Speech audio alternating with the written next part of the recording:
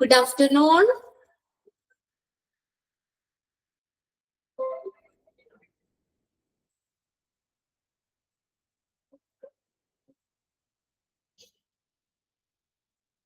Good afternoon.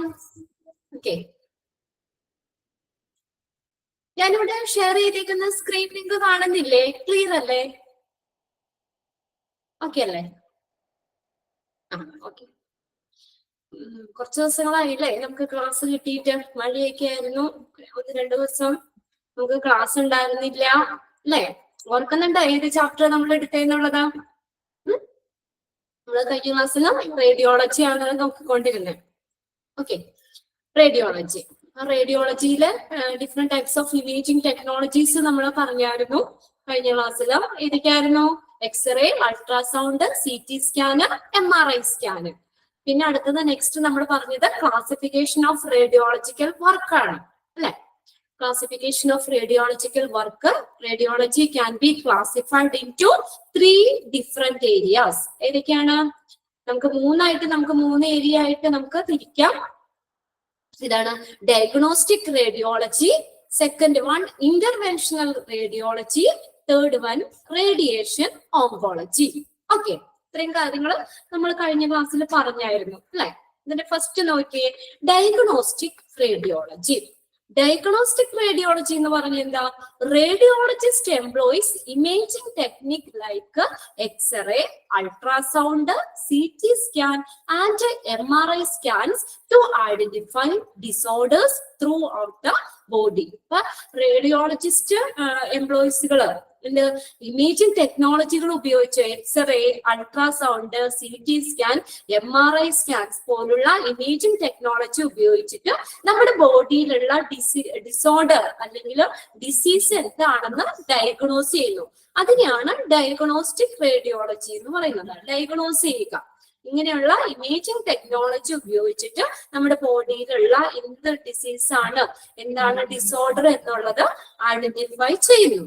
Okay, ഇനി രണ്ടാമത്തെ interventional radiology. Interventional റേഡിയോളജിയോ? ഇന്റർവെൻഷണൽ റേഡിയോളജി എന്ന് പറഞ്ഞു കഴിഞ്ഞാൽ അവിടെ നമ്മൾ ഡയഗ്നോസ് ചെയ്യുക മാത്രമല്ല ചെയ്യുന്നത്, അതിനുള്ള ട്രീറ്റ്മെന്റും കൂടി കൊടുക്കുക ചെയ്യുന്നത്. ഡയഗ്നോസിന്റെ ഒപ്പം തന്നെ എന്ത് ചെയ്യുന്നു? ട്രീറ്റ്മെന്റും കൂടി കൊടുക്കുന്നു. ഇതാണ് ട്രീറ്റ് ചെയ്യുന്നു. എന്താണ് ഡിസീസ് എന്നുള്ളതിന് ഒരു ട്രീറ്റ്മെന്റും കൂടി കൊടുക്കുക ചെയ്യുന്നത്. Interventional radiology, radiology that focus on the using minimally invasive. Invasive എന്ന് പറഞ്ഞാൽ ആക്രമണാത്മകമായ.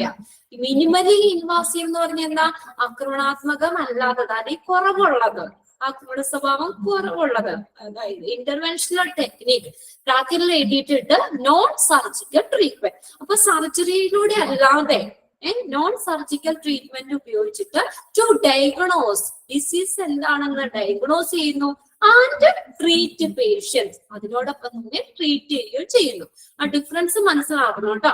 ഡയഗ്നോസ്റ്റിക് റേഡിയോളജിയിൽ എന്താ? നമ്മുടെ ഡിസോർഡർ എന്താണ്, ഇമേജിംഗ് ടെക്നോളജികൾ ഉപയോഗിച്ചിട്ട് എന്താണ് ഡിസീസ് അല്ലെങ്കിൽ നമ്മുടെ ഡിസോർഡർ എന്താണെന്നുള്ളത് ഐഡന്റിഫൈ ചെയ്യുന്നു.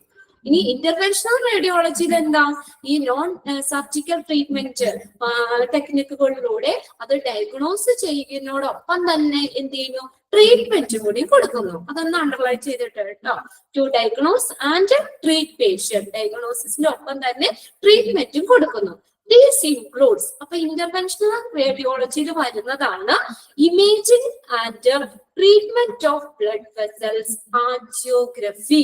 അല്ല, imaging and treatment of blood vessel എന്താ പറയുന്നത്? ആൻജിയോഗ്രഫി. കേട്ടിട്ടില്ലേ ആൻജിയോഗ്രഫി എന്ന് പറയുന്നത്? എന്താണ് ആൻജിയോഗ്രഫി എന്ന് പറഞ്ഞത്? മെഡിക്കൽ ഇമേജിംഗ് ടെക്നിക്കാണ്. നമ്മുടെ ബ്ലഡ് വെസൽസില്, രക്തക്കുഴലുകളിലൊക്കെ എന്തെങ്കിലും ബ്ലോക്ക് ഉണ്ടോ എന്നൊക്കെ കണ്ടുപിടിക്കുന്ന ഒരു ഡയഗ്നോസ്റ്റിക് പ്രൊസീജിയർ ആണ് ആൻജിയോഗ്രഫി എന്ന് പറയുന്നത്.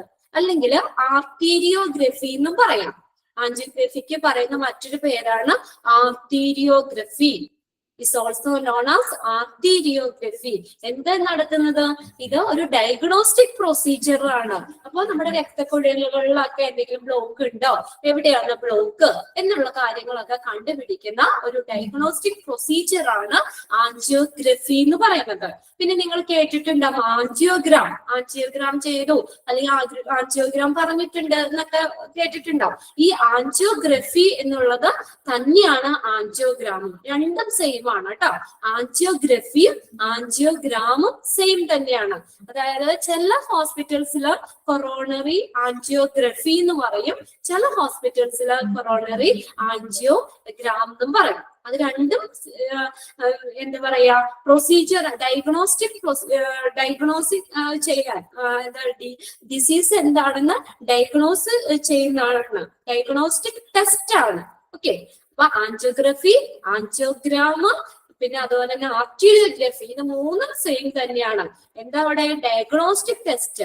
നമ്മൾ രക്തക്കുഴലുകളിലൊക്കെ എന്തെങ്കിലും ബ്ലോക്ക് ഉണ്ടോ, ഒരു എന്താണ് എവിടെയാണ് ബ്ലോക്ക്, ബ്ലഡ് വെസലിൽ ബ്ലോക്ക് ഉണ്ടോ എന്നൊക്കെ കണ്ടുപിടിക്കാൻ വേണ്ടി ഉപയോഗിക്കുന്ന ഒരു ഡയഗ്നോസ്റ്റിക് ടെസ്റ്റ് ആണ് ആൻജിയോഗ്രഫി എന്ന് പറയുന്നത്.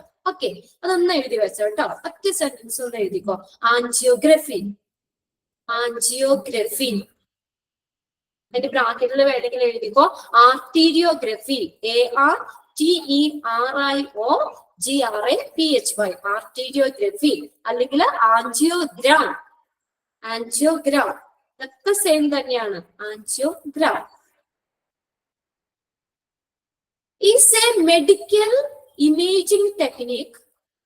ആൻജിയോഗ്രഫി അല്ലെങ്കിൽ ആൻജിയോഗ്രാം ഏതായാലും കുഴപ്പമില്ല. Angiography is a medical imaging technique, medical imaging technique used to visualize, used to visualize, VISUALIZD, visualize the inside of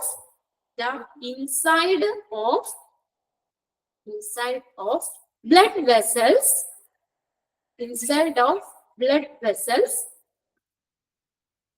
inside of blood vessels and organ of the body, inside of blood vessels and organ of the body. എന്താണ് angiography എന്ന് പറഞ്ഞത്? Is a medical imaging technique used to visualize inside of the blood vessel. രക്തക്കുഴലുകളുടെ ഉള്ളിലൊക്കെ പരിശോധിക്കാൻ വേണ്ടി block ഉണ്ടോ, എവിടെയാണ് block എന്നൊക്കെ അറിയാൻ വേണ്ടി ഉപയോഗിക്കുന്ന ഒരു മെഡിക്കൽ ഇമേജിംഗ് ടെക്നിക്കാണ്. നോക്കിയേ, angiography is a medical imaging technique, medical imaging technique used to visualize the inside of blood vessels and organ of the body. Blood vessels and organ of the body is a diagnostic test. അങ്ങനെയും കൂടി വേണമെങ്കിൽ നിങ്ങളുടെ നോട്ടിൽ എഴുതി വെച്ചോ. Angiography എന്ന് പറഞ്ഞാൽ ഒരു ഡയഗ്നോസ്റ്റിക് ടെസ്റ്റ് ആണ്. ബ്ലോക്ക് ഉണ്ടോ, ബ്ലഡ് വെസലിൽ എവിടെയാണ് ബ്ലോക്ക് എന്നൊക്കെ കണ്ടുപിടിക്കാൻ വേണ്ടി ഉപയോഗിക്കുന്ന ഒരു ഡയഗ്നോസ്റ്റിക് ടെസ്റ്റ് ആണ് ആൻജിയോഗ്രഫി എന്ന് പറയുന്നത്, അല്ലെങ്കിൽ ആൻജിയോഗ്രാം. ഇനി നെക്സ്റ്റ് എന്താണ്? അനന്തര നെയിം ആർട്ടീരിയോഗ്രഫി എന്ന് പറയൂ കേട്ടോ. ആർട്ടീരിയോഗ്രഫി, ARTERIO, ആർട്ടീരിയോഗ്രഫി, GRAPHY. ഓക്കെ, നെക്സ്റ്റ് ആണ് ബയോപ്സി പ്രൊസീജിയർ. അപ്പൊ സെക്കൻഡ് വൺ ആണ് ഇന്റർവെൻഷണൽ റേഡിയോളജിയിൽ വരുന്നത്. Second biopsy procedure. ബയോപ്സി എന്ന് കേട്ടിട്ടുണ്ടല്ലോ, കേട്ടിട്ടില്ലേ? നമ്മുടെ ലിവിങ് പേഴ്സന്റെ ബോഡിയിൽ നിന്ന് തന്നെ ഒരു ചെറിയ ടിഷ്യൂ എടുത്തിട്ട് അത് എക്സാമിൻ ചെയ്യാൻ വേണ്ടി അയക്കും അല്ലെ? ക്യാൻസർ ഒക്കെ, ക്യാൻസർ ശരിയാണ്, നമ്മൾ ക്യാൻസർ ഒക്കെ ആണോ എന്ന് നമുക്ക് സംശയമൊക്കെ വരുമ്പോൾ നമ്മുടെ ടിഷ്യൂ എടുത്തിട്ട് ബയോപ്സിക്ക് അയക്കും. അപ്പൊ ബയോപ്സിക്ക് അയച്ചു കഴിയുമ്പോൾ അതിന്റെ റിസൾട്ട് വരുമ്പോഴാണ് നമുക്ക് ഉറപ്പിക്കാൻ പറ്റുള്ളൂ ഇത് തന്നെയാണോ എന്നുള്ളതൊക്കെ അറിയാൻ. അപ്പൊ അങ്ങനെ നമ്മുടെ ഒരു ഇതും എന്താ പറയാ, ഒരു ഡയഗ്നോസിസ് പ്രൊസീജിയർ തന്നെയാണ് ബയോപ്സി എന്ന് പറയുന്നത്. ബയോപ്സി പ്രൊസീജിയർ അവിടെ വേണമെങ്കിൽ ഒരു ചെറിയൊരു സെന്റൻസ് എഴുതിക്കോട്ടോ. ബയോപ്സി ഡെഫിനിഷൻ ഒക്കെ തന്നേക്കുന്നത് എന്താണെന്ന് മനസ്സിലാക്കാൻ വേണ്ടിയാണ്, അല്ലാതെ ഡെഫിനിഷൻ ആയിട്ട് എക്സാമിന് ചോദിക്കില്ല കേട്ടോ. Small piece of tissue taken from biopsy ആണ് കേട്ടോ. Small piece of tissue taken from living person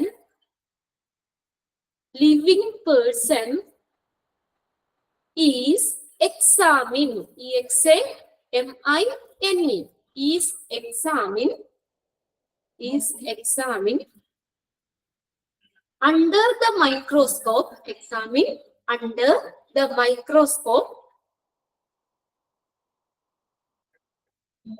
Examine under the microscope to find out type of disease. That is biopsy. കാര്യം എന്താണെന്ന് മനസ്സിലാക്കി വെക്കുക കേട്ടോ. ഇനി അടുത്തത് മൂന്നാമത്തേന്ന് പറഞ്ഞത് കാർഡിയാക് കാത്തറൈസേഷൻ ആണ്. കാർഡിയാക് കാത്തറൈസേഷൻ എന്ന് പറഞ്ഞു കഴിഞ്ഞാൽ ഇതൊരു മെഡിക്കൽ പ്രൊസീജിയർ തന്നെയാണ്. കാത്ത് ലാബില് കാർഡിയോളജിസ്റ്റ് ചെയ്യുന്ന ഒരു മെഡിക്കൽ പ്രൊസീജിയർ ആണ് കാർഡിയാക് കാത്തറൈസേഷൻ എന്ന് പറയുന്നത്. നമ്മുടെ ഹാർട്ടിന്റെ ഫങ്ഷൻസ്, അദ്ദേഹത്തിന്റെ ഫങ്ഷൻ ഒക്കെ എങ്ങനെയാണ്, അതൊക്കെ നമ്മുടെ കാർഡിയോവാസ്കുലർ കണ്ടീഷൻസ് ഒക്കെ ചെക്ക് ചെയ്യാൻ വേണ്ടി ഉപയോഗിക്കുന്ന ഒരു മെഡിക്കൽ പ്രൊസീജിയർ ആണ് കാർഡിയാക് കാത്തറൈസേഷൻ എന്ന് പറയുന്നത്. അപ്പൊ ഇതിനകത്ത് നമ്മൾ യൂസ് ചെയ്യുന്ന ഇൻസ്ട്രുമെന്റ് ആണ് കത്തീറ്റർ. നമ്മൾ നേരത്തെ പഠിച്ചിട്ടുണ്ടല്ലോ കത്തീറ്റർ അല്ലെ. ചെറിയൊരു ട്യൂബ്, അതിന്റെ ടിപ്പിൽ ഒരു നീഡിൽ ഉണ്ടാവുന്നത്. അപ്പൊ ആ ട്യൂബ് നമ്മുടെ വെയിൻസിലേക്ക്, നമ്മുടെ ബ്ലഡ് വെസൽസിലേക്ക്, രക്തക്കുഴലുകളിലേക്ക് അത് ഈ കത്തീറ്റർ കടത്തിവിടും. അത് പോയി നമ്മൾ ബ്ലോക്ക് ഉള്ള ഭാഗമൊക്കെ എവിടെയാന്നുള്ളതൊക്കെ കണ്ടുപിടിക്കാനൊക്കെ വേണ്ടിയിട്ട് ചെയ്യുന്ന ഒരു ഇതാണ്. നമ്മൾ ഒന്നിലെ നെക്കിലേക്ക് വിടാം, അല്ലെങ്കിൽ ആംസിൽ കൂടെയൊക്കെ നമുക്ക് കത്തീറ്റർ കടത്തിവിട്ട് ബ്ലോക്ക് ഉള്ള ഭാഗമൊക്കെ കണ്ടുപിടിക്കാനൊക്കെ വേണ്ടി ചെയ്യുന്നതാണ് കാർഡിയാക് കാത്തറൈസേഷൻ എന്ന് പറയുന്നത്. ഓക്കെ, ഒരു സെന്റൻസ് ഒന്ന് എഴുതിക്കോട്ടോ. Cardiac catheterisation.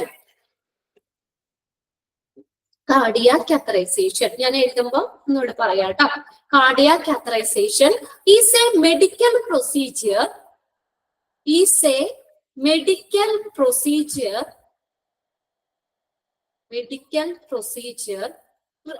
done by cardiologist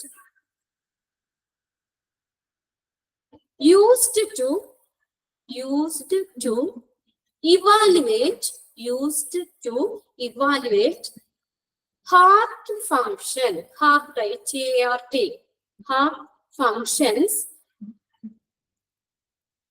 functions and to diagnose diagnose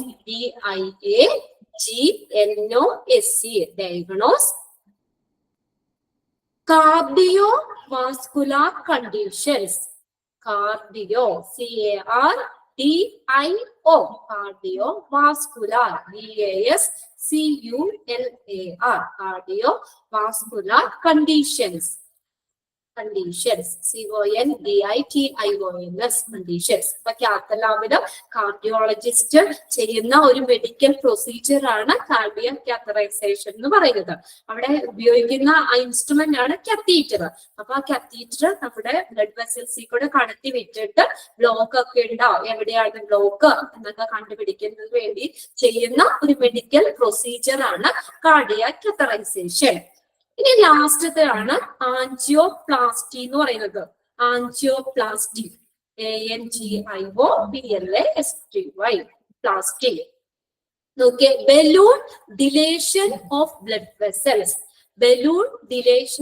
vessels. നോക്കിയേ, ബ്രാക്കറ്റിൽ കൊടുത്തിട്ടുണ്ട്. ആൻജിയോപ്ലാസ്റ്റി എന്ന് പറഞ്ഞു കഴിഞ്ഞാൽ അത് എന്താ പറയാ വെച്ചാൽ നമ്മളപ്പോ ആ ബ്ലോക്ക് ഉണ്ടോന്ന് നമ്മള് ആൻജിയോഗ്രാം അല്ലെങ്കിൽ ചെയ്ത് നമുക്ക് കണ്ടുപിടിക്കും ബ്ലോക്ക് എവിടെയാന്നുള്ളത്. അതിനുശേഷം ആൻജിയോപ്ലാസ്റ്റിയ പറയുന്നത്. അപ്പൊ ആൻജിയോഗ്രാം ചെയ്ത് കഴിഞ്ഞതിന് ശേഷം ആൻജിയോപ്ലാസ്റ്റി പറയും.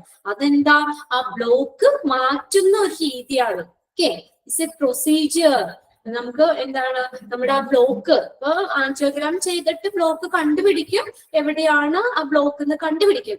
എന്നിട്ട് അടുത്ത നെക്സ്റ്റ് ആൻജിയോപ്ലാസ്റ്റി ചെയ്യും, അതായത് ആ ബ്ലോക്ക് മാറ്റുന്ന രീതിയാണ്. അതിനാണ് ഇവിടെ കൊടുത്തതാണ് balloon dilation of blood vessels എന്ന് പറയുന്നത്. അപ്പൊ ഓപ്പറേഷൻ കൂടാതെ തന്നെ ബ്ലോക്ക് മാറ്റുന്ന ഒരു രീതിയാണ് ആൻജിയോപ്ലാസ്റ്റി എന്ന് പറയുന്നത്. അപ്പൊ നമ്മൾ ഓപ്പറേഷൻ ചെയ്യേണ്ട, ഓപ്പൺ സർജറി ചെയ്യേണ്ട, ഓപ്പറേഷൻ ചെയ്യാതെ തന്നെ ബ്ലോക്ക് മാറ്റുന്ന ഒരു രീതിയാണ് ആൻജിയോപ്ലാസ്റ്റി. Angioplasty okay. നോക്കിയാൽ അതെങ്ങനെയാണെന്ന് വെച്ചാൽ ഇതുപോലെ തന്നെ കത്തീറ്റർ നമ്മുടെ ബ്ലഡ് വെസലിലേക്ക് കടത്തി വിടും. ആ കത്തീറ്റർ കടത്തി വിട്ട് കഴിയുമ്പോൾ എവിടെയാണ് ബ്ലോക്ക്, ആ ബ്ലോക്ക് ഉള്ള ഭാഗം കണ്ടുപിടിക്കും. അപ്പൊ ബ്ലോക്ക് എന്ന് പറഞ്ഞാൽ എന്താ, ഇപ്പൊ ഇങ്ങനെ നമ്മൾ വലുതായിട്ടിരിക്കുന്ന രക്തക്കുഴലുകൾ ഇങ്ങനെ ചെറുതാവല്ലേ, അതിന്റെ ആ ഡയമീറ്റർ കുറഞ്ഞു വരികയല്ലേ. അപ്പൊ സാധാരണ സ്ഥലത്തെ കൂടെ പോകുന്ന രീതി ബ്ലഡ് രക്തക്കുഴലിൽ കൂടെ പോകണ പോലെ ചില ഭാഗങ്ങളിൽ ബ്ലഡ് പാസ് ചെയ്യൂല. അതല്ലേ നമ്മളെ ബ്ലോക്ക് എന്ന് പറയുന്നത്. അപ്പൊ എവിടെയാണോ അപ്പൊ ആ ബ്ലഡ് വെസല് ചുരുങ്ങിയിരിക്കുന്നത്, ചെറുതായിരിക്കുന്നത് എന്നുള്ളത് കണ്ടുപിടിക്കും. ആ കണ്ടുപിടിച്ചിട്ട് അവിടെ ആ ഒരു അവിടെ ഒരു ബലൂൺ വെച്ച് അവിടെ വികസിപ്പിക്കും. ഇതൊക്കെ ബ്ലഡ് വെസലിലേക്കൂടെ പോകുന്നത്. അപ്പൊ അവിടെ എന്താ ചെയ്യുന്ന, ആ കത്തീറ്ററിന്റെ അവിടെ ബലൂൺ വെച്ചിട്ട് അവിടെ എന്ത് ചെയ്യുന്നു, ആ ഭാഗം ആ ചെറുതായിരിക്കുന്ന ആ ബ്ലഡ് വെസൽ അവിടെ എന്ത് ചെയ്യുന്നു, ബലൂൺ വെച്ചിട്ട് ഇങ്ങനെ വികസിപ്പിക്കും. എന്നിട്ട് അവിടെ ഒരു സ്റ്റെൻഡ് എന്ന് പറയും, STENT സ്റ്റെൻഡ്. സ്റ്റെൻഡ് എന്ന് പറഞ്ഞാൽ സ്പ്രിങ് പോലെ ഇരിക്കുന്ന ഒരു മെറ്റലാണ്. അത് വളരെ സുരക്ഷിതമായിട്ടുള്ള ഒരു മെറ്റലാണ്. അത് അവിടെ ഇരുന്നു വെച്ചാൽ വേറെ പ്രശ്നമൊന്നുമില്ല. അപ്പൊ അങ്ങനെ ഒരു ഇങ്ങനെ കോയിൽ പോലെ ഇരിക്കുന്നത്, സ്പ്രിങ് പോലെ ഇരിക്കുന്ന ഒരു മെറ്റല്, അങ്ങനെ വട്ടത്തിലിരിക്കുന്ന ഒരു ഇതാണ് stent.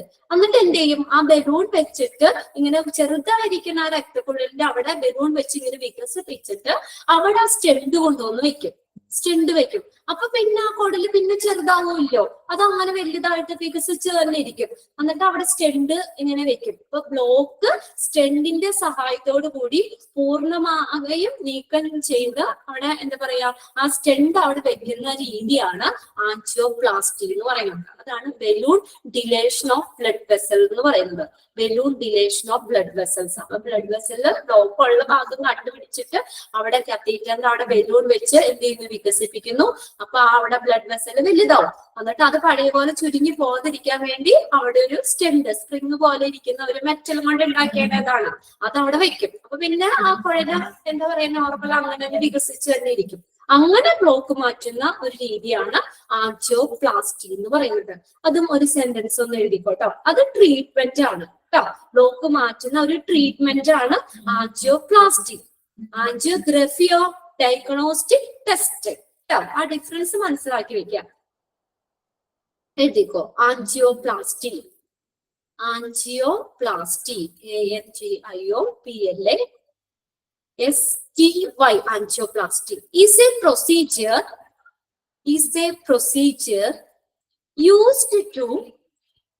procedure used to open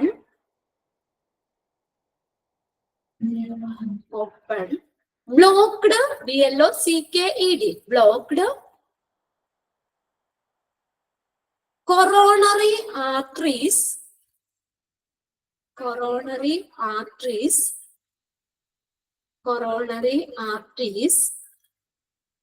caused by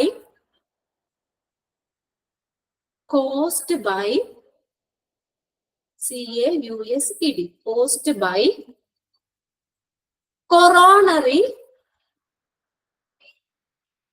artery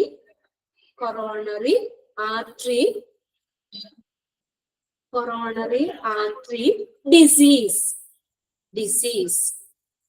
artery എന്ന് പറഞ്ഞ മലയാളം എന്താ, ധമനികള്. വെയിൻ എന്ന് പറഞ്ഞ സിരകള്, ധമനികള്. ഓക്കെ.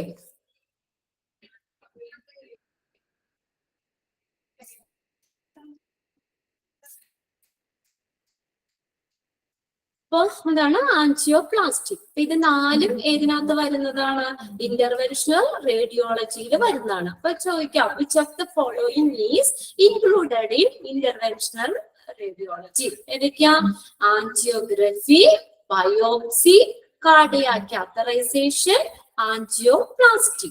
ക്ലിയർ അല്ലേ? ക്ലിയർ ആയില്ലേ എല്ലാരും? Okay.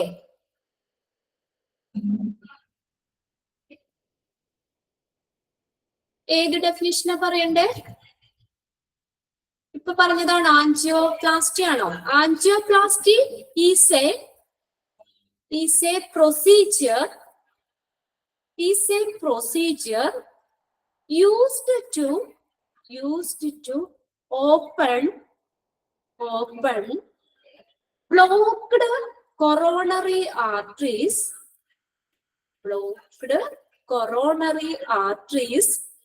caused by coronary artery disease.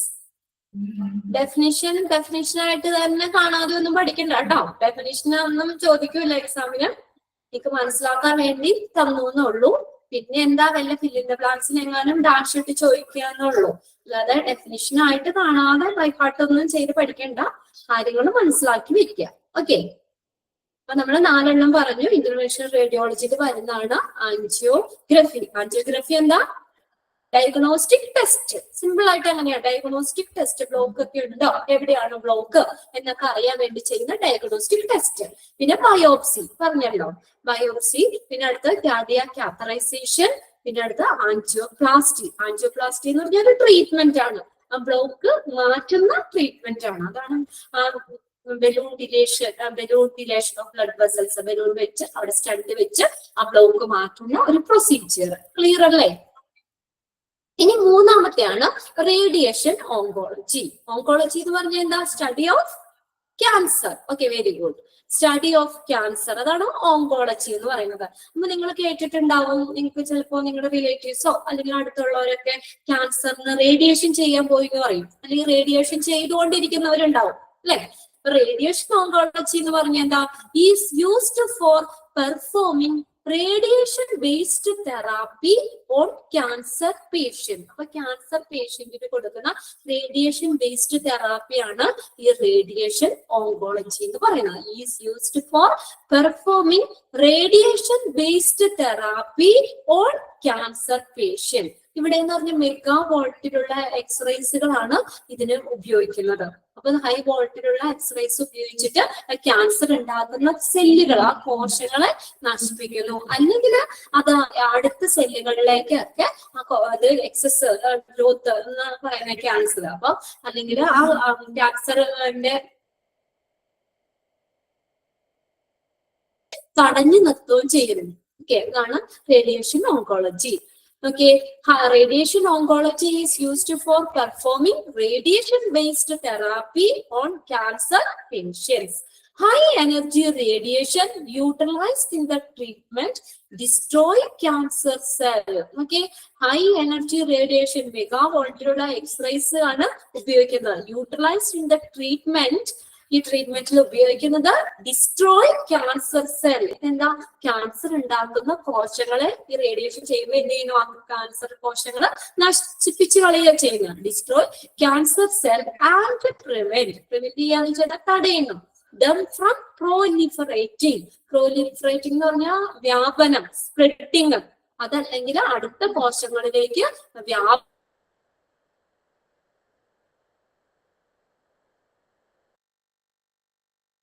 അടുത്ത കോശങ്ങളിലേക്ക് മൾട്ടിപ്ലൈ ചെയ്ത് വന്നതൊക്കെ എന്ത് ചെയ്യുന്നു? അതിനെ തടയുന്നു, അല്ലെങ്കിൽ ആ ക്യാൻസർ സെല്ലിനെ തന്നെ നശിപ്പിച്ച് കളയുന്നു. Thus this process can either regulate the problem. ഒന്നില്ലെങ്കിൽ ഇങ്ങനെ ഈ റേഡിയേഷൻ ഓങ്കോളജി ആ ക്യാൻസർ എന്ന് പറഞ്ഞ പ്രശ്നത്തിനെ റെഗുലേറ്റ് ചെയ്യുന്നു, നിയന്ത്രിച്ചു നിർത്തുന്നു. പിന്നെ കൂടാതെ ഒരു രീതിയിൽ അങ്ങനെ നമ്മൾ ഇടയ്ക്കിടയ്ക്ക് പോയി റേഡിയേഷൻ ചെയ്യുന്നവർ ഇങ്ങനെ ഒരു ഡ്യൂറേഷൻ ഉണ്ട്. അപ്പൊ ആ ഡ്യൂറേഷൻ അനുസരിച്ചിട്ട് അവര് റേഡിയേഷൻ ചെയ്തുകൊണ്ടിരിക്കണം. അങ്ങനെ അത് ഓരോ സമയമുണ്ട്, അതിന്റെ ഗ്യാപ്പ് ഇട്ടിട്ട് റേഡിയേഷൻ ചെയ്യണം. അപ്പൊ അങ്ങനെ എന്താ? അതിനെ നമ്മൾ വീണ്ടും അതിങ്ങനെ കുറെ വ്യാപിക്കുന്നത്, അതിന്റെ വ്യാപനം തടയാൻ പറ്റും. റെഗുലേറ്റ് ദ പ്രോബ്ലത്തെ നിയന്ത്രിക്കാൻ പറ്റും. Or can cure it entirely, അല്ലെങ്കിൽ പൂർണ്ണമായിട്ട് മാറ്റാൻ പറ്റും. അങ്ങനെ മാറിയിട്ടുണ്ടോ? നിങ്ങളുടെ അടുത്താണെങ്കിലൊക്കെ ക്യാൻസർ ഫുൾ ആയിട്ട് മാറി? Yes, okay. അപ്പൊ അല്ലെങ്കിൽ ഇതെന്ന് പറഞ്ഞ പണ്ടായിരുന്നു ഇത്. അപ്പൊ നമുക്ക് പേടിക്കൊന്നും വേണ്ട. ആദ്യത്തെ ആ സ്റ്റേജിലൊക്കെ അറിഞ്ഞു കഴിഞ്ഞാല് നമുക്ക് എന്താ പറയാ അതിന്റെ ട്രീറ്റ്മെന്റിലൂടെ തന്നെ നമുക്ക് മാറ്റിയെടുക്കാൻ പറ്റും. പിന്നെ ലാസ്റ്റ് സ്റ്റേജിലൊക്കെ ആകുമ്പോഴാണ് അതിന്റെ നമുക്കത് ട്രീറ്റ്മെന്റ് കൊണ്ട് പറ്റില്ലാതെ വന്നത്. Okay, my mother. ഓക്കെ, ഷെഫീഖിന് അമ്മയ്ക്ക് ഉണ്ടാവായിരുന്നോ? ഓക്കെ, ഓക്കെ ആയി വന്നിട്ട് ആള്. Okay, very good. ഉണ്ടോ? അപ്പൊ നമ്മള് ചെസ്റ്റിലായിരുന്നു അല്ലെ? ഒത്തിരി പേർക്കുണ്ടല്ലോ ടെസ്റ്റില്.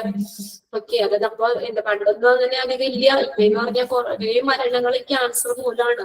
അതെന്താണ് നമ്മുടെ ആ ഒരു ജീവിതശൈലിയും കൊണ്ടോ നമ്മുടെ ഫുഡ് കൊണ്ടോ ജീവിക്കുന്ന ഒരുപാട് പൊല്യൂഷൻ സംഭവങ്ങളിലൊക്കെ അല്ലേ നമ്മൾ ജീവിക്കുന്നത്. അതുകൊണ്ടൊക്കെ ആയിരിക്കും ഒത്തിരി പേർക്ക് ക്യാൻസർ ഒക്കെ ചെയ്യുന്നുണ്ട്. അപ്പൊ എന്തെങ്കിലും സംശയം എന്തെങ്കിലും കാര്യങ്ങളൊക്കെ തോന്നുവാണെങ്കിൽ നമ്മൾ ടെസ്റ്റ് ചെയ്യുക കേട്ടോ.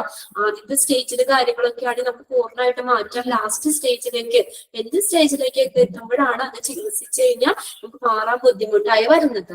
ഓക്കെ, അപ്പൊ അത് ഇങ്ങനെ ക്യാൻസർ പേഷ്യൻസിനുള്ള ഒരു റേഡിയേഷൻ ബേസ്ഡ് തെറാപ്പിയാണ് റേഡിയേഷൻ ഓങ്കോളജി എന്ന് പറയുന്നത്. ഓക്കെ, അതെന്ത് ചെയ്യുന്നു? ക്യാൻസർ ഉണ്ടാക്കുന്ന സെല്ലുകളെ ഡിസ്ട്രോയ് ചെയ്യുന്നു, അല്ലെങ്കിൽ അത് അടുത്ത സെൽ കോശങ്ങളിലേക്കൊക്കെ വ്യാപിക്കുന്ന വ്യാപനം തടഞ്ഞു നിർത്തുന്നു. ഓക്കെ, നെക്സ്റ്റ് ആണ് ലൊക്കേഷൻ. ഈ റേഡിയോളജി ഡിപ്പാർട്ട്മെന്റിന്റെ ലൊക്കേഷൻ ഇത് എവിടെ ആയിരിക്കണം ലൊക്കേറ്റ് ചെയ്യുന്ന? Okay, ideally on the ground floor. ഉണ്ടാവും എവിടെയായിരിക്കണം? ഗ്രൗണ്ട് ഫ്ലോറിലായിരിക്കണം. ഓക്കെ, ഏറ്റവും അനുയോജ്യം എന്ന് പറഞ്ഞാൽ റേഡിയോളജി ഡിപ്പാർട്ട്മെന്റ് വെക്കാൻ അനുയോജ്യം ഗ്രൗണ്ട് ഫ്ലോറിലാണ്. കിട്ടിയല്ലോ? Ideally on the ground floor. ഇനി second, the ground floor is the optimal location. Optimal എന്ന് പറഞ്ഞാൽ അനുയോജ്യമായിട്ട് സ്യൂട്ടബിൾ ആയിട്ടുള്ളത്. Optimal location for sophisticated equipment. Sophisticated എന്ന് പറഞ്ഞാൽ സങ്കീർണമായ equipments like CT and MRI scanners. ഇതൊക്കെയാണ് CT MRI സ്കാനേഴ്സ് ഒക്കെ നല്ല വിലപിടിപ്പുള്ള എക്യുപ്മെന്റ്സുകളാണ്. അപ്പൊ അങ്ങനെയുള്ള എക്യുപ്മെന്റ്സുകളൊക്കെ അതുപോലെ തന്നെ നല്ല വെയിറ്റും ആണ് അല്ലെ. അപ്പൊ ഇങ്ങനെയുള്ള ഈ എന്താ പറയാ എക്യുപ്മെന്റ്സിനെയൊക്കെ നല്ല രീതിയിൽ നിർത്താനും അതൊക്കെ നല്ല ബലപ്പെട്ട ഉറപ്പിച്ച് നിർത്താനും ഒക്കെ ആയിട്ട് വെക്കുന്നതൊക്കെ ഏറ്റവും അനുയോജ്യം എന്ന് പറഞ്ഞു കഴിഞ്ഞാൽ ഗ്രൗണ്ട് ഫ്ലോർ തന്നെയാണ്. ഗ്രൗണ്ട് ഫ്ലോർ ആണ് ഏറ്റവും അനുയോജ്യമായ ലൊക്കേഷൻ. എന്താ?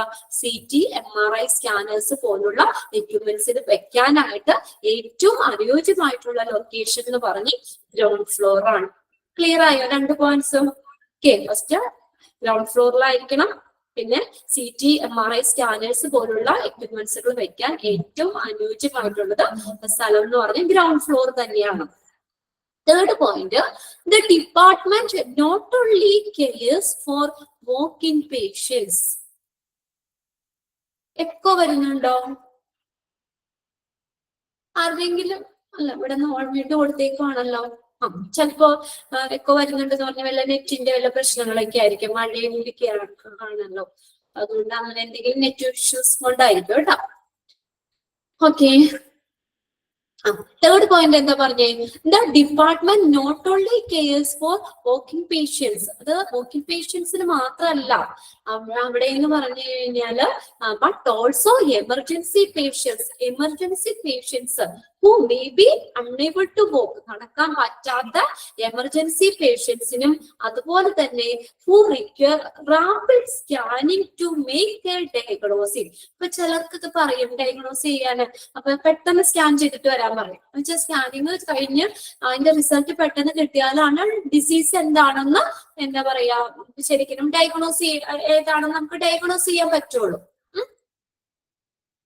അപ്പൊ ഇങ്ങനെയുള്ളവർക്കും അപ്പൊ പെട്ടെന്ന് രോഗചികിത്സയ്ക്ക് വേണ്ടിയിട്ട് രോഗനിർണയത്തിന് വേണ്ടിയിട്ട് പെട്ടെന്ന് സ്കാനിങ് പറയുന്നവർക്കും പിന്നെ നടക്കാൻ പറ്റാത്ത എമർജൻസി ആയിട്ടുള്ള പേഷ്യൻസിനും കൂടി ഈ റേഡിയോളജി ഡിപ്പാർട്ട്മെന്റ് കെയർ കൊടുക്കുന്നു.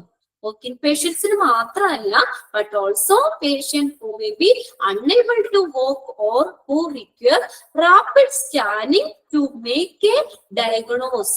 ഡിസീസസ് ഡയഗ്നോസ് ചെയ്യാൻ വേണ്ടിയിട്ട് പെട്ടെന്ന് സ്കാനിങ് ആവശ്യമുള്ള പേഷ്യൻസിനും നടക്കാൻ പറ്റാത്ത എമർജൻസിയിലുള്ള പേഷ്യൻസിനും കൂടി ഈ റേഡിയോളജി ഡിപ്പാർട്ട്മെന്റ് കെയർ കൊടുക്കുന്നുണ്ട്. ഓക്കെ, ഇനി നെക്സ്റ്റ് വരുന്നത് fourth പോയിന്റില് should be easily reachable to OPD patients. What is OPD? Expanded form എന്താ OPD? Outpatient ഡിപ്പാർട്ട്മെന്റ് അല്ലെ, നിങ്ങൾ പഠിച്ചല്ലേ? ഓക്കെ, ഔട്ട് പേഷ്യന്റ് ഡിപ്പാർട്ട്മെന്റ്, അതാണ് OPD എന്ന് പറയുന്നത്. ഔട്ട് പേഷ്യന്റ് ഡിപ്പാർട്ട്മെന്റ് പേഷ്യൻസ്, പിന്നെ ഇൻ പേഷ്യൻസ്, എമർജൻസി ഡിപ്പാർട്ട്മെന്റ്, ഇതിൽ നിന്നൊക്കെ ഇതിനോടൊക്കെ ചേർന്നായിരിക്കണം. അപ്പൊ എന്ന് പറഞ്ഞാൽ ഈസി ആയിട്ട് എത്തിച്ചേരാൻ പറ്റുന്ന സ്ഥലമായിരിക്കണം റേഡിയോളജി ഡിപ്പാർട്ട്മെന്റ് എന്ന് പറയുന്നത്. ഇപ്പൊ എമർജൻസി ആയിട്ട് വന്ന് പെട്ടെന്ന് തന്നെ അവർക്ക് സ്കാനിങ് പറഞ്ഞു, അപ്പൊ വേഗം സ്കാൻ ചെയ്യാനോ അവിടെ നിന്ന് പോകാനൊക്കെ എളുപ്പത്തിന് വേണ്ടിയിട്ട്. അപ്പൊ OPD, ഇൻപേഷ്യന്റ്, എമർജൻസി ഡിപ്പാർട്ട്മെന്റ്, ഇവരിൽ നിന്നൊക്കെ നമുക്ക് വേഗത്തിൽ എത്തിച്ചേരാൻ പറ്റുന്ന സ്ഥലമായിരിക്കണം. Should be easily reachable to OPD patients, inpatients, emergency department. Next, it should not be put between other departments. അടുത്ത പോയിന്റിൽ എന്താ പറഞ്ഞേക്കുന്നത്? ഇത് മറ്റുള്ള ഡിപ്പാർട്ട്മെന്റ്സിന്റെ ഇടയിൽ വയ്ക്കരുതെന്ന്. കൺജസ്റ്റഡ് ആയിരിക്കുന്നത് എന്ന് വെച്ചാൽ മറ്റുള്ള ഡിപ്പാർട്ട്മെന്റ് അതിന്റെ ഇടയിൽ കൊണ്ടുവന്നൊന്നും റേഡിയോളജി വെക്കരുത്. അതൊരു സെപ്പറേറ്റ് ചെയ്ത് നല്ല ഒരു ഇതാക്കി ആയിരിക്കും. എല്ലാവർക്കും തന്നെ എന്താ പറയാ ഡിസീസ് ഡയഗ്നോസ് ചെയ്യണമെങ്കിൽ റേഡിയോളജിനെ ആശ്രയിക്കേണ്ടി വരും, ഡിപ്പാർട്ട്മെന്റിന് നമ്മള് ബന്ധപ്പെടേണ്ടി വരും. അപ്പൊ അങ്ങനെയൊക്കെ അതെന്ന് പറഞ്ഞാൽ മറ്റുള്ള നമുക്ക് കാണാൻ പറ്റാത്ത രീതിയിലോ മറ്റുള്ള ഡിപ്പാർട്ട്മെന്റിന്റെ ഒന്നും ഇടയിൽ കൊണ്ടുവന്ന് വെക്കരുത്. It should not be put between other departments. Radiology department മറ്റുള്ള ഡിപ്പാർട്ട്മെന്റ്സിന്റെ ഇടയിൽ വയ്ക്കരുത്. ഇനി it should have some room for expansion at a later date. അപ്പൊ നമ്മളിപ്പോ ആദ്യം ചെറിയ രീതിയിലായിരിക്കും വെക്കാം. ഇപ്പൊ ഹോസ്പിറ്റൽ വലുതാവണതിന്റെ അനുസരിച്ച് നമുക്ക് കുറച്ചും കൂടി ഫെസിലിറ്റി കൊടുക്കണം, റേഡിയോളജി ഒക്കെ ഇത്തിരി കൂടി ആവണം, കുറച്ചും കൂടി സ്കാനേഴ്സ് ഒക്കെ കൊണ്ടുവരണം. അപ്പൊ അങ്ങനെ ഉണ്ടെങ്കിൽ നമുക്ക് റൂം കൂടി എക്സ്പാൻഡ് ചെയ്തെടുക്കണമെങ്കിൽ അപ്പൊ അങ്ങനെയുള്ള ആ ഒരു സൗകര്യം കൂടി നമ്മൾ കണക്കിലെടുക്കേണ്ടതുണ്ട് ഈ റേഡിയോളജി വെക്കുമ്പോൾ. അപ്പൊ ലേറ്റർ പിന്നീട് എക്സ്പാൻഷൻ എന്തെങ്കിലും വേണം, റൂമുകൾ എന്തെങ്കിലും എക്സ്പാൻഡ് ചെയ്തെടുക്കണമെങ്കിൽ അങ്ങനെയുള്ള ഒരു സ്ഥലം കൂടി നമ്മൾ കണ്ടുവേണം ഈ റേഡിയോളജി ഡിപ്പാർട്ട്മെന്റ് വെക്കാൻ. അപ്പൊ അതിനും കൂടി നമ്മളൊരു സ്ഥലം കണക്കാക്കണം. പിന്നീട് എക്സ്പാൻഡ് ചെയ്യണമെങ്കിൽ അതിനും കൂടി ഉള്ളൊരു സ്ഥലം കൺസിഡർ ചെയ്തിട്ട് വേണം ഡിപ്പാർട്ട്മെന്റ് വെക്കാൻ. അതുകൊണ്ടാണ് നമ്മൾ പറഞ്ഞേക്കുന്നത് മറ്റുള്ള ഡിപ്പാർട്ട്മെന്റ്സിന്റെ ഇടയിൽ വെക്കുന്നത്. അപ്പൊ രണ്ട് ഡിപ്പാർട്ട്മെന്റിന്റെ ഇടയിലൊക്കെ കൊണ്ടുവന്ന് വെച്ചാൽ പിന്നീട് അത് എക്സ്പാൻഡ് ചെയ്യാൻ പറ്റില്ലല്ലോ, അതുകൊണ്ട്. Okay, it should have some room for expansion at a later date. ഇനി last, flexibility, expandability, upgradability require to be taken into account while sitting the department. ഡിപ്പാർട്ട്മെന്റിൽ ഇരിക്കുമ്പോൾ ഫ്ലെക്സിബിലിറ്റി, വഴക്കം, ഫ്ലെക്സിബിലിറ്റി എന്ന് പറയുമ്പോൾ വഴക്കം. ഓക്കെ, പിന്നെ അത് എക്സ്പാൻഡബിലിറ്റി, ഇപ്പൊ നമ്മൾ പറയുന്നത് എക്സ്പാൻഷൻ ചെയ്യാനുണ്ടെങ്കിൽ അപ്ഗ്രേഡബിലിറ്റി, അത് അപ്ഗ്രേഡ് ചെയ്യാനുള്ളത്, പുതുക്കുക അല്ലെങ്കിൽ ഉയർത്താനുള്ളത്, ഇങ്ങനെയുള്ള കാര്യങ്ങളൊക്കെ ഡിപ്പാർട്ട്മെന്റിൽ ഇരിക്കുമ്പോൾ നമ്മൾ കണക്കിലെടുക്കേണ്ടതുണ്ട്. ഡിപ്പാർട്ട്മെന്റിൽ ഇരിക്കുമ്പോൾ ഫ്ലെക്സിബിലിറ്റി, എക്സ്പാൻഡബിലിറ്റി, അപ്ഗ്രേഡബിലിറ്റി എന്നിവ കണക്കിലെടുക്കേണ്ടതുണ്ട്. ഇതൊക്കെ ഈ ലൊക്കേഷനിൽ വരുന്നതാണ്. പെട്ടെന്ന് ഒന്നും കൂടി പറയാം. ഗ്രൗണ്ട് ഫ്ലോറിലായിരിക്കണം. ഫസ്റ്റ് പോയിന്റ്, ഗ്രൗണ്ട് ഫ്ലോറിലായിരിക്കണം റേഡിയോളജി ഡിപ്പാർട്ട്മെന്റ് വെക്കാൻ ഏറ്റവും അനുയോജ്യം. രണ്ടാമത്തെ പോയിന്റിൽ പറഞ്ഞു ഈ സോഫിസ്റ്റിക്കേറ്റഡ് സങ്കീർണമായിട്ടുള്ള എക്യുപ്മെന്റ്സുകൾ, CT, MRI സ്കാനേഴ്സ് പോലുള്ള ആ എക്യുപ്മെന്റ്സുകളൊക്കെ വെക്കാൻ ഏറ്റവും അനുയോജ്യം എന്ന് പറയുന്നത് ഗ്രൗണ്ട് ഫ്ലോർ തന്നെയാണ്. നെക്സ്റ്റ്, മൂന്നാമത്തെ പോയിന്റിൽ പറഞ്ഞത് വോക്കിംഗ് പേഷ്യൻസിന് മാത്രമല്ല, അത് ണ്ട്. പിന്നെ അതുകൂടാതെ പെട്ടെന്ന് ഡിസീസ് ഡയഗ്നോസ് ചെയ്യാനായിട്ട് പെട്ടെന്ന് സ്കാനിങ് ആവശ്യമായിട്ടുള്ളവർക്കും എന്ത് ചെയ്യുന്നുണ്ട്, ഈ ഡിപ്പാർട്ട്മെന്റ് കെയർ കൊടുക്കുന്നുണ്ട്. പിന്നെ അടുത്തത് OPD പേഷ്യൻസിനും ഇൻപേഷ്യൻസിനും എമർജൻസി ഡിപ്പാർട്ട്മെന്റിൽ നിന്നൊക്കെ അവിടെ നിന്നൊക്കെ എളുപ്പത്തിൽ എത്തിച്ചേരാൻ പറ്റുന്ന സ്ഥലത്തായിരിക്കണം. പിന്നെ അടുത്ത പോയിന്റിൽ പറഞ്ഞത് ഇത് മറ്റുള്ള ഡിപ്പാർട്ട്മെന്റ്സിന്റെ ഇടയിൽ കൊണ്ടുവന്ന് വെക്കരുത്. പിന്നെ അടുത്തത് നമ്മൾ പിന്നീട് എക്സ്പാൻഷൻ എന്തെങ്കിലും ചെയ്യണമെങ്കിൽ അതിനുള്ള ഒരു ഫെസിലിറ്റിയും കൂടി, അതിനുള്ള ഒരു സ്ഥലം കൂടി നമ്മൾ കാണണം. പിന്നീട് നമ്മൾ എന്തെങ്കിലും റൂമൊക്കെ എക്സ്പാൻഡ് ചെയ്തെടുക്കണമെങ്കിൽ അതിനുള്ള ഒരു സൗകര്യം കൂടി കാണണം. പിന്നെ ലാസ്റ്റ് പോയിന്റില് ഡിപ്പാർട്ട്മെന്റിൽ ഇരിക്കുമ്പോൾ ഫ്ലെക്സിബിലിറ്റി, എക്സ്പാൻഡബിലിറ്റി, അപ്ഗ്രേഡബിലിറ്റി എന്നിവ കണക്കിലെടുക്കേണ്ടതുണ്ട്. പോയിന്റ്സുകൾ ക്ലിയർ ആയോ നോക്കി? ഓക്കെ ആണോ നോക്കി എല്ലാ പോയിന്റ്സും?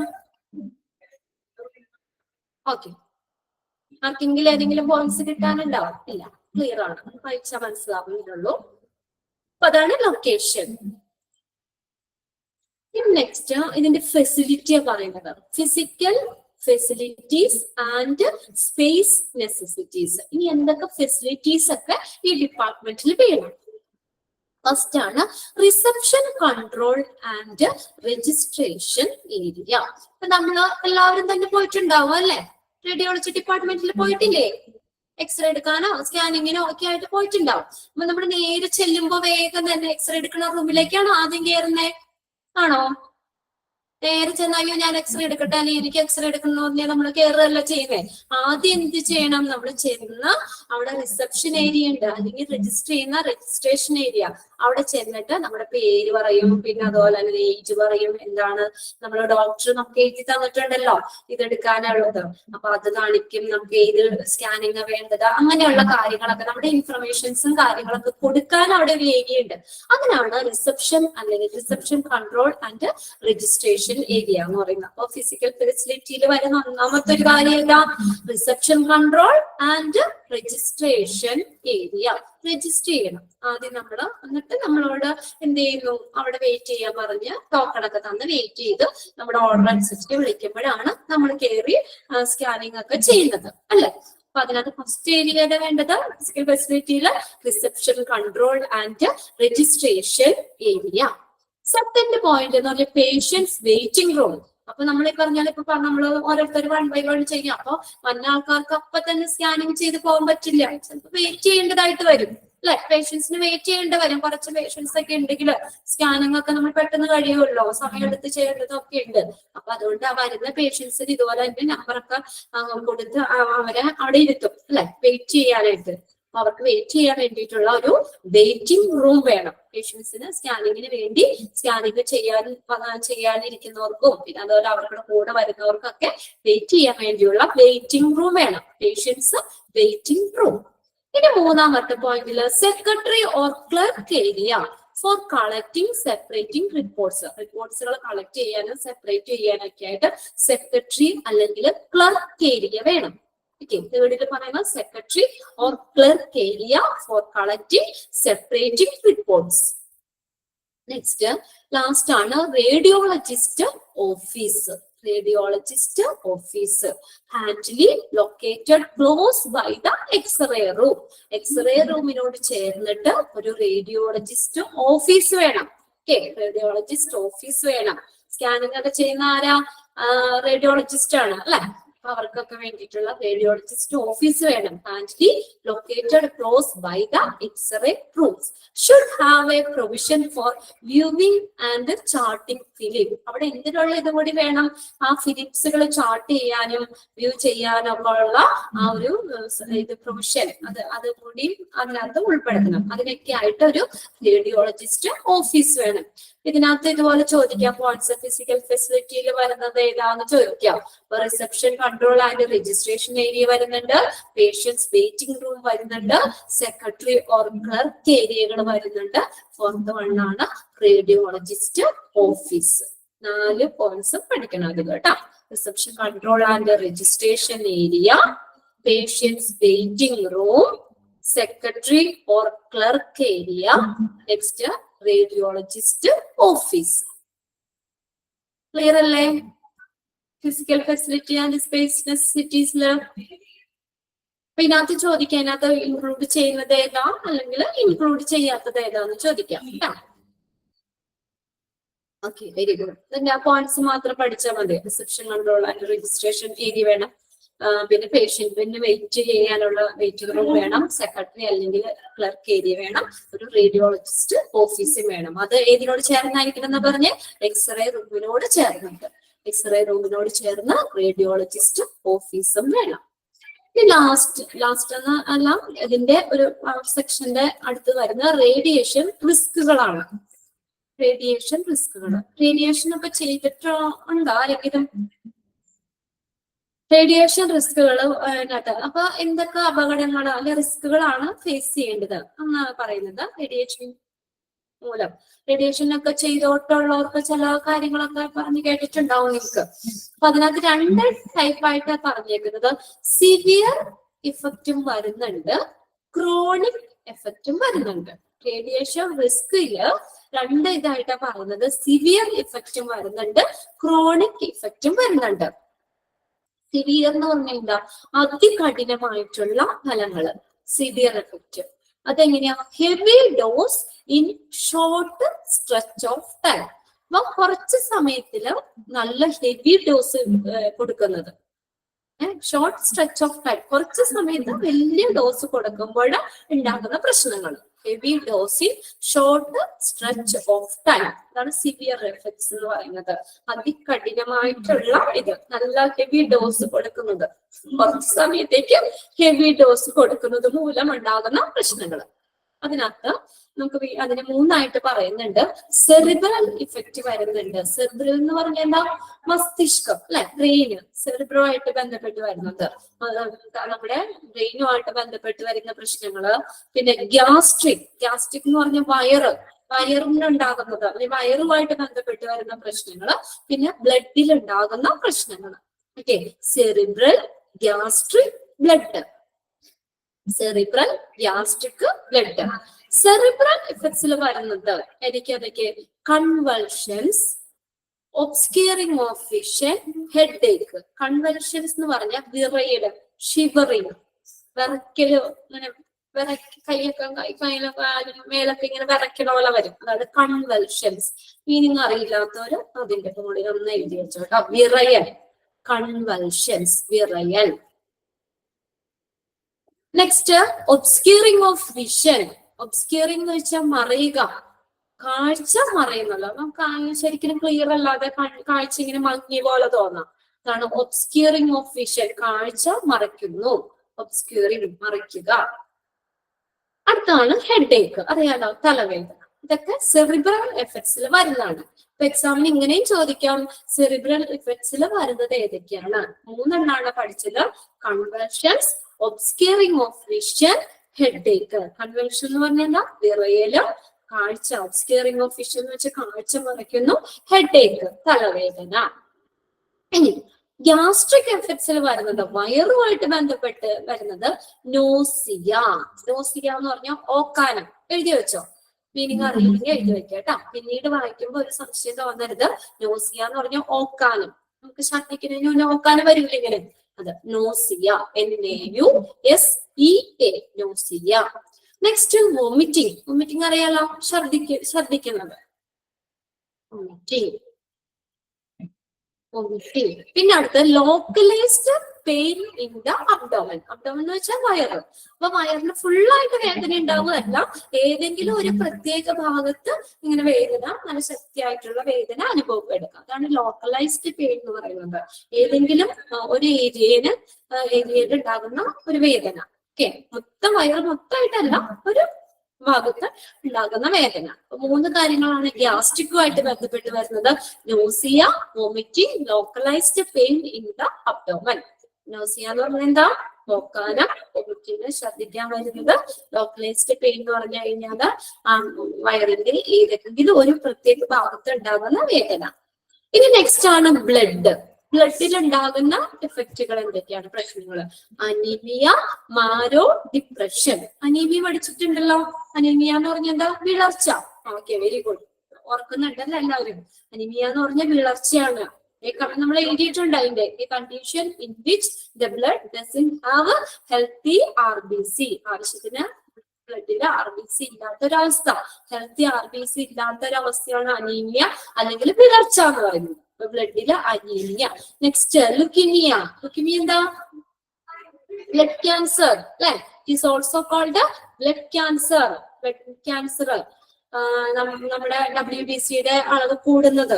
Cancer caused by the rise in the number of WBC in our body. WBCയുടെ എണ്ണം കൂടുന്നത്, ബ്ലഡിലെ WBCയുടെ കൗണ്ട് കൂടുന്നു. Leukaemia, blood cancer.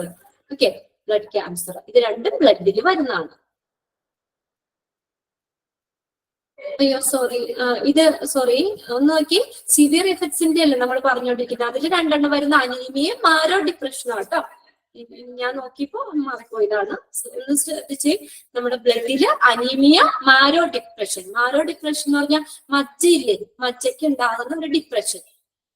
അത് രണ്ടുമാണ് കേട്ടോ സിവിയർ എഫക്റ്റിൽ ബ്ലഡിൽ വരുന്നത്. അപ്പൊ ശ്രദ്ധിക്കണേ. സെറിബ്രലില് convulsion, obscuring of vision, headache. ഗ്യാസ്ട്രിക്കില് nausea, vomiting, localised pain in the abdomen. ബ്ലഡില് അനീമിയ, മാരോ ഡിപ്രഷൻ കേട്ടോ. സിവിയർ എഫക്റ്റില് ബ്ലഡില് അനീമിയ, മാരോ ഡിപ്രഷനാണ് മജ്ജയ്ക്ക് ഉണ്ടാകുന്ന ഡിപ്രഷൻ. ഇനി അടുത്തത് രണ്ടാമത്തെയാണ് ക്രോണിക് എഫക്റ്റ് എന്ന് പറയുന്നത്. ക്രോണിക് എന്ന് പറഞ്ഞാൽ എങ്ങനെയാ? അത് നമുക്ക് വിട്ടുമാറാത്തത്, ഇടയ്ക്കിടയ്ക്ക് ഇങ്ങനെ വരുന്നത്. Owing to constant continuous short exposure. അപ്പൊ എന്താ പറയാ, നിരന്തരമായിട്ട് ഇടയ്ക്കിടയ്ക്കൊക്കെ ഇങ്ങനെ റേഡിയേഷൻ ചെയ്യൂലേ. അപ്പൊ ചെറിയ ഡോസില് ഇടയ്ക്കിടയ്ക്ക് ഇങ്ങനെ റേഡിയേഷൻ ചെയ്യുന്നത് കോൺസ്റ്റന്റ് കണ്ടിന്യൂസ് ഷോർട്ട് എക്സ്പോഷർ കേട്ടോ. അത് കാരണം ഉണ്ടാകുന്നതാണ് chronic effect. Owing to constant continuous short exposure. അപ്പോ ചെറിയ ഡോസ് ആണ്, അത് ഇങ്ങനെ കണ്ടിന്യൂസ് ആയിട്ടുണ്ടാവും. നമ്മൾ ഇടയ്ക്കിടയ്ക്ക് കുറച്ച് ഒരു മാസം കൂടി അങ്ങനെയൊക്കെ നമ്മൾ പറയില്ലേ, അങ്ങനെ ഇടയ്ക്കിടയ്ക്ക് ഉണ്ടാകുന്ന ഇത് റേഡിയേഷൻ മൂലം ഉണ്ടാകുന്ന പ്രശ്നങ്ങൾ. അതില് നോക്കിയേ, സ്കിന്നിൽ വരുന്നതാണ് ഹെയർ ലോസ്. സ്കിന്നിൽ എന്നാ തലമുടി പൊഴിഞ്ഞോ കണ്ടിട്ടില്ലേ നിങ്ങൾ? ക്യാൻസർ ഒക്കെ വന്ന് റേഡിയേഷൻ ചെയ്യുന്നവർക്കിടെ തലമുടിയൊക്കെ കൊഴിഞ്ഞു പോയിരിക്കുന്നത്, തലമുടിയൊക്കെ പോണത്. അത് തന്നെ, അതാണ് സ്കിൻ എന്ന് പറയുന്നത്. സ്കിന്നിൽ വരുന്ന ഹെയർ ലോസ്, അവർക്കിടെ മുടി പൊഴിഞ്ഞു പോകാം. പിന്നെ ബ്രിട്ടിൽ നെയിൽ എന്ന് പറഞ്ഞാൽ നഖമില്ലേ, നഖമൊക്കെ പൊട്ടിപ്പോകുന്നത്, നെയിൽസ് പൊട്ടിപ്പോകുന്നത്, ബ്രിട്ടിൽ നെയിൽസ്. സ്കിന്നില് ഹെയർ ലോസ്, ബ്രിട്ടിൽ നെയിൽസ്. ബ്ലഡിലാണ്, ഇതിലാണ് കേട്ടോ ക്രോണിക് എഫക്റ്റില്. ബ്ലഡിലാണ് അനീമിയ, ലുക്കീമിയ വരുന്നത്. രണ്ടും നമ്മൾ പറഞ്ഞല്ലോ. അനീമിയ എന്ന് പറഞ്ഞു കഴിഞ്ഞാല് എന്താണ്? പിളർച്ച. ലുക്കീമിയ എന്ന് പറഞ്ഞാൽ ബ്ലഡ് ക്യാൻസർ. അത് ബ്ലഡിൽ വരുന്ന പ്രശ്നങ്ങളാണ്. കണ്ടിന്യൂസ് ആയിട്ടൊക്കെ ഉള്ള റേഡിയേഷൻ സംഭവിക്കുന്ന പോലെ ഉണ്ടാകുന്ന ചില പ്രശ്നങ്ങൾ, അനീമിയ, ലുക്കീമിയ. നെക്സ്റ്റ് ഐ, കണ്ണിന് വരുന്നതാണ് കാറ്ററാക്ട്. കാറ്ററാക്ട് എന്ന് കേട്ടിട്ടുണ്ടോ? തിമിരം. പ്രായമായവർക്കൊക്കെ ഇങ്ങനെ കണ്ണ് ശരിക്കും കാഴ്ച മറയുന്നത്, കാഴ്ച ഇങ്ങനെ കുറഞ്ഞു പോണ ഇത്, കണ്ണില് പാട വന്ന് ഇങ്ങനെ മൂടിയ പോലെ ഇങ്ങനെ ഇരിക്കും. കാറ്ററാക്ട്, തിമിരം. ഇപ്പൊ അതിനൊക്കെ നല്ല ട്രീറ്റ്മെന്റ് ഉണ്ട് കേട്ടോ. ഇപ്പൊ സർജറി ഒക്കെ ചെയ്ത് മാറുന്നുണ്ടല്ലോ. ഓരോ കണ്ണ് മാറി മാറി നമുക്ക് ഇങ്ങനെ സർജറി ചെയ്യാം, തിമിര ശസ്ത്രക്രിയ ചെയ്യാം, കാറ്ററാക്ട്. അങ്ങനെ നമുക്ക് അത് ഐയിൽ വരുന്നതാണ് കാറ്ററാക്ട് ഉണ്ടാവാം. പിന്നെ അതേഴ്സ്, മറ്റുള്ള പ്രശ്നങ്ങളിൽ വരുന്നതാണ് സ്റ്റെറിലിറ്റി. സ്റ്റെറിലിറ്റി എന്ന് പറഞ്ഞു കഴിഞ്ഞാൽ വന്ധ്യത, ഇൻഫെർട്ടിലിറ്റി. കുട്ടികൾ ഉണ്ടാവാത്തൊരു അവസ്ഥയില്ലേ, വന്ധ്യത എന്ന് പറയും. സ്റ്റെറിലിറ്റി, വന്ധ്യത. ഒബീസിറ്റി എന്ന് പറഞ്ഞാൽ അമിതവണ്ണം. ഒബീസിറ്റി, അമിതവണ്ണം. ഓക്കെ. പിന്നെ അടുത്തതാണ് ക്യാൻസർ. Sterility, obesity, cancer. ഇതിനകത്ത് ക്രോണിക് എഫക്റ്റിൽ വരുന്നത് ഏതൊക്കെയാണെന്ന് ചോദിക്കാം. അപ്പൊ അതിന്റെ കീഴിൽ സ്കിൻ എഫക്ട്സ് ഏതൊക്കെയാണെന്ന് ചോദിക്കാം കേട്ടോ. സ്കിന്നിൽ വരുന്ന ഏതാണ്, ഐക്ക് വരുന്ന ഇത് ഏതാണ്, മറ്റുള്ള ഇതിനകത്ത് വരുന്ന ഏതൊക്കെയാണെന്നൊക്കെ ചോദിക്കാം. അപ്പൊ നിങ്ങൾ അതൊക്കെ ഒന്ന് മനസ്സിലാക്കി വെക്കുക. ക്ലിയർ ആയോ നോക്കിയേ? ഇതിന് ഏതെങ്കിലും മീനിങ് കിട്ടാത്തുണ്ടോ? ഏതെങ്കിലും?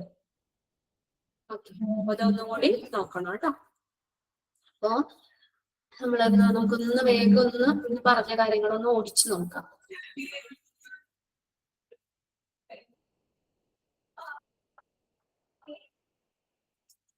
നിങ്ങൾക്ക് ഞാൻ പറയുമ്പോ ഫോളോ ചെയ്ത് പോരാ. നോസിയ എന്ന് വെച്ചാൽ ഓക്കാനം കേട്ടാ. നോസിയ, ഓക്കാനം പറയുമ്പോ മീനിങ് ഒക്കെ ആണെങ്കിൽ നിങ്ങൾക്ക് അതിന്റെ ഒപ്പം ഒന്ന് എഴുതാൻ പറ്റുന്നില്ലേ? അതിനുള്ള ടൈം കിട്ടുന്നില്ലേ? ബ്രിട്ടിൽ നെയിൽ എന്ന് വെച്ചാൽ നഖം പൊട്ടിപ്പോവുക. എന്തെങ്കിലും നിങ്ങൾക്ക് കിട്ടാകി ഉണ്ടെങ്കിൽ നിങ്ങൾ ഒന്ന് മെസ്സേജ് ചെയ്ത് ചോദിച്ചാൽ മതി കേട്ടോ. അല്ലെങ്കിൽ നമ്മൾ ലാസ്റ്റ് ഒന്ന് പറയുമ്പോ പറയാം. നഖം ഒക്കെ പൊട്ടിപ്പോകൂലേ, നമ്മൾ കട്ട് ചെയ്യുന്നതല്ലാതെ കൂടാതെ നഖം ഇങ്ങനെ പൊട്ടി പോണത്. ഓക്കെ. മാരോ ഡിപ്രഷൻ എന്ന് വെച്ചാൽ മജ്ജയ്ക്ക് ഉണ്ടാവുന്ന ഒരു ഡിപ്രഷൻ. പറ്റുന്നുണ്ട്, എഴുതാൻ പറ്റുന്നുണ്ട്. ചില മീനിങ് ഒക്കെ നിങ്ങൾക്ക് അത് ആദ്യമായിട്ട് കേൾക്കുക അല്ലെങ്കിൽ അറിയില്ലെങ്കിൽ അതൊന്ന് നോട്ട് ചെയ്ത് വെച്ചോ. പിന്നീട് നിങ്ങൾ ഇത് വായിക്കുമ്പോൾ എന്തായാലും ഒരു സംശയം വരട്ടെ. ഇപ്പൊ നമ്മുടെ നോട്ടല്ലേ, നമുക്ക് മനസ്സിലാവുന്ന രീതിയിൽ നിങ്ങളൊന്ന് നോട്ട് ചെയ്ത് വെച്ചാൽ മതി. ഓക്കെ. സ്റ്റെറിലിറ്റി എന്ന് പറഞ്ഞാൽ വന്ധ്യത, ഇൻഫെർട്ടിലിറ്റി, കുട്ടികൾ ഉണ്ടാകാത്തൊരവസ്ഥയില്ലേ, ആണ് സ്റ്റെറിലിറ്റി, വന്ധ്യത. ഓക്കെ, ഒബീസിറ്റി അമിതവണ്ണം, cancer.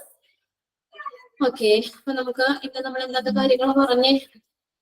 3 radiology classified into 3 areas പറഞ്ഞു. ആരാണ് വിളിക്കാത്തവരെയൊക്കെ വിളിക്കാം. കുറച്ച് പേരെ ഒന്ന് ഒട്ടും വിളിച്ചേക്കും. ലാസ്റ്റ് ഒന്ന് വിളിക്കാം. വിദ്യ ഉണ്ടോ? വിദ്യ കാർത്തിക്.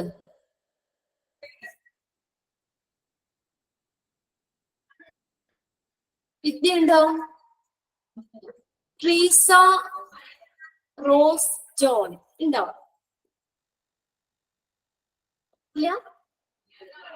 തുഷാര ടി പിള്ളർ. തുഷാര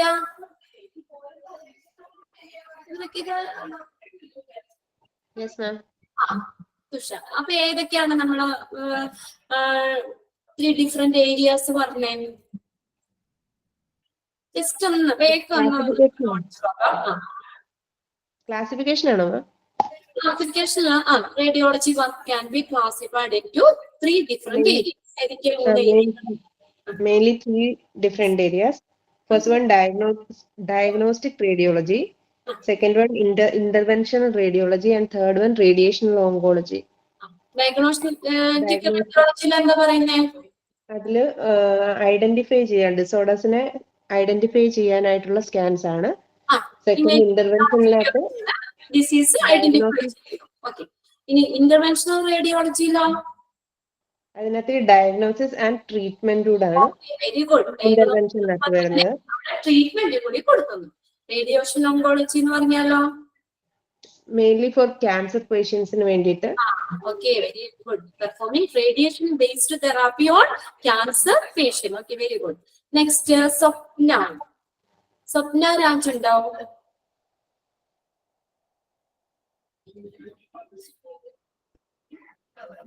സ്വപ്നയില്ല. ശിഖ. ശിഖ കെ. ശിഖ ഉണ്ടോ? അപ്പൊ ഇന്റർവെൻഷണൽ റേഡിയോളജിയിൽ വരുന്ന ഏതൊക്കെയാ? ഇന്റർവെൻഷണൽ റേഡിയോളജി ഇൻക്ലൂഡ്സ് ഏതൊക്കെയാ വരുന്നേ?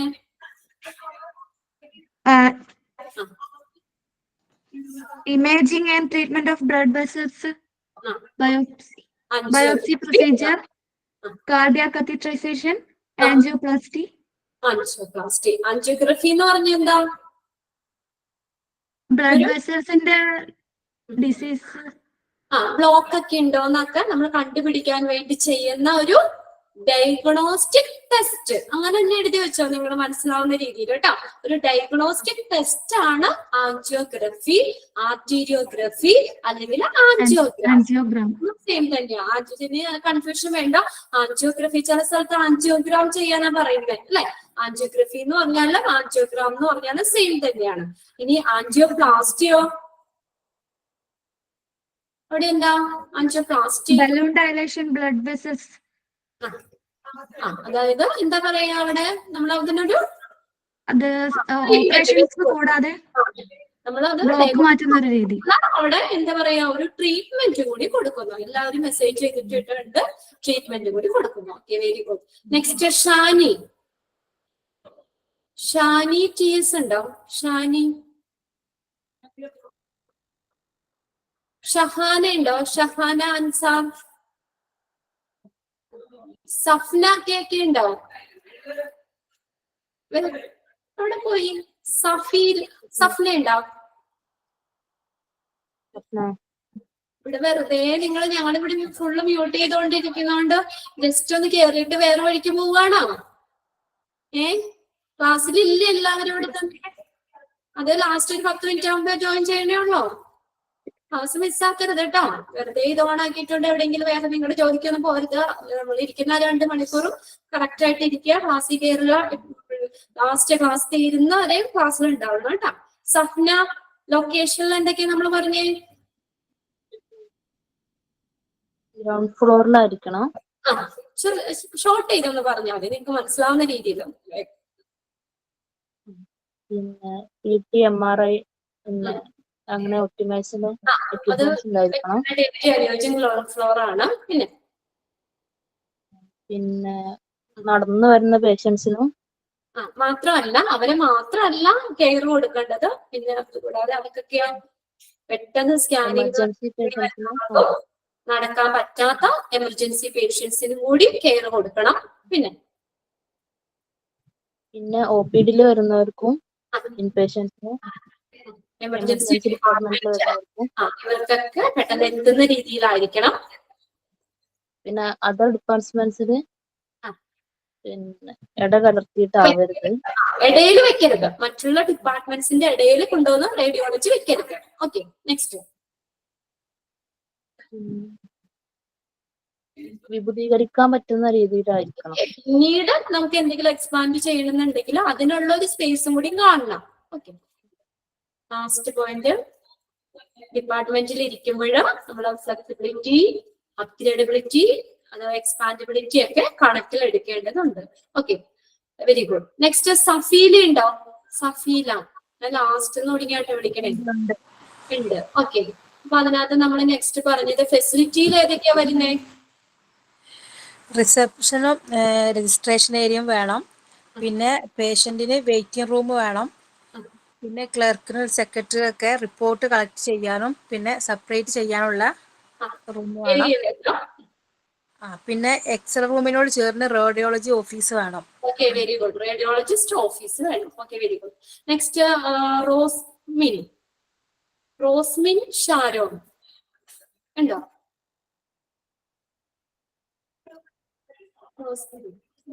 ഇല്ല. പിന്നെ റംസിയ ആറുണ്ടോ? റംസിയ ഉണ്ടോ? റേഡിയേഷൻ റിസ്കില് സിവിയർ എഫക്ട്സിൽ വരുന്ന ഏതൊക്കെയാ?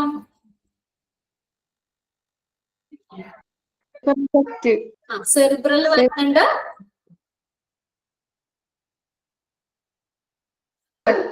ഗ്യാസ്ട്രിക് വരുന്നുണ്ട്, ബ്ലഡിൽ ഉണ്ടാകുന്ന പ്രശ്നങ്ങൾ വരുന്നുണ്ട്. അതിൽ സെറിബ്രലിൽ ഏതൊക്കെയാ വരുന്നേ? സെറിബ്രൽ എഫക്ട്സുകൾ ഏതൊക്കെയാ വരുന്നേ?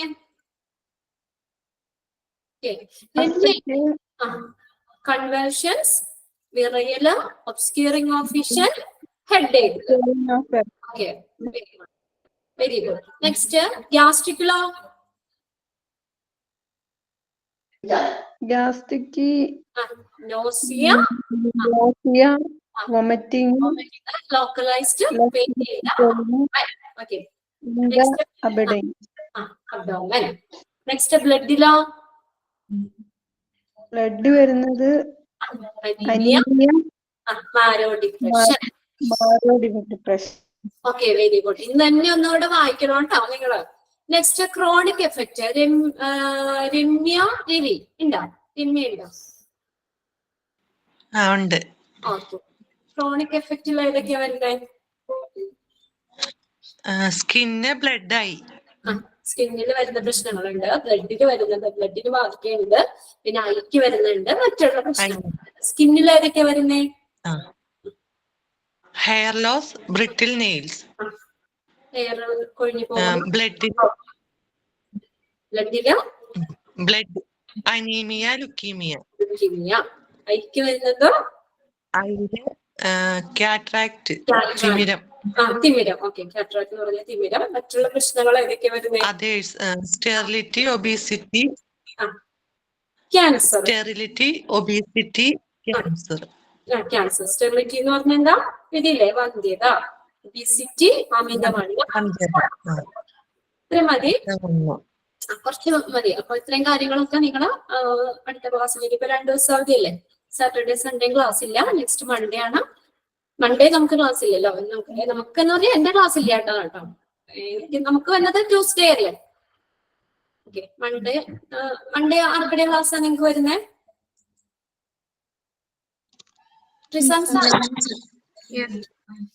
ഓക്കെ, ട്യൂസ്ഡേ ആണ് നമ്മുടെ ക്ലാസ് ഉള്ളത്.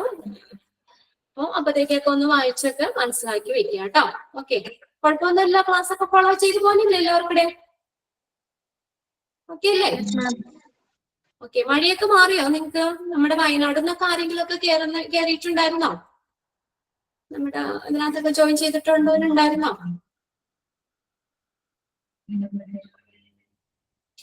ഉണ്ടായിരുന്നു, കുറച്ച് പിള്ളേർ മെസ്സേജ് ഒക്കെ പറഞ്ഞിട്ടുണ്ടായിരുന്നു വീഡിയോസ് ഒക്കെ ഇട്ട് തന്നിട്ടുണ്ടായിരുന്നു. കോണ്ടാക്ട് ഒക്കെ ചെയ്യാറുണ്ടോ? അവർക്കൊന്നും പ്രശ്നമില്ലല്ലോ അല്ലെ? അവരൊക്കെ സേഫ് അല്ലേ? എല്ലാവരും കുഴപ്പമില്ല. കുഴപ്പമില്ല അല്ലെ? എല്ലാവരും സേഫ് ആയിട്ട് ഇരിക്കുക കേട്ടോ. മഴയൊക്കെ വരുമ്പോഴൊക്കെ എല്ലാവരെയൊക്കെ നോക്കുക, വെള്ളത്തിലേക്കൊക്കെ ഇറങ്ങാതെയും ഒക്കെ ആയിട്ടൊക്കെ സൂക്ഷിച്ചൊക്കെ എപ്പോഴും നമ്മളൊരു അപകടം മുന്നിൽ കണ്ട് തന്നെ ശ്രദ്ധിച്ചൊക്കെ ഇരിക്കാം, സേഫ് ആയിട്ട് ഇരിക്കാം. ഓക്കെ, അതുപോലെ പനി കാര്യങ്ങളൊക്കെ ഉണ്ട്. നമ്മുടെ തണുത്ത ഭക്ഷണമോ തണുത്ത വെള്ളമൊന്നും കുടിക്കാതെ ചൂടുവെള്ളമോ ചെറിയ ചൂടിന്റെ ഭക്ഷണമൊക്കെ കഴിക്കുക. എല്ലാവരും സേഫ് ആയിട്ട് ഇരിക്കുക. ഓക്കെ, ഞാൻ ക്ലാസ് പോയിന്റ് ചെയ്തോട്ടെ? Okay, okay, bye. Thank you, ma'am.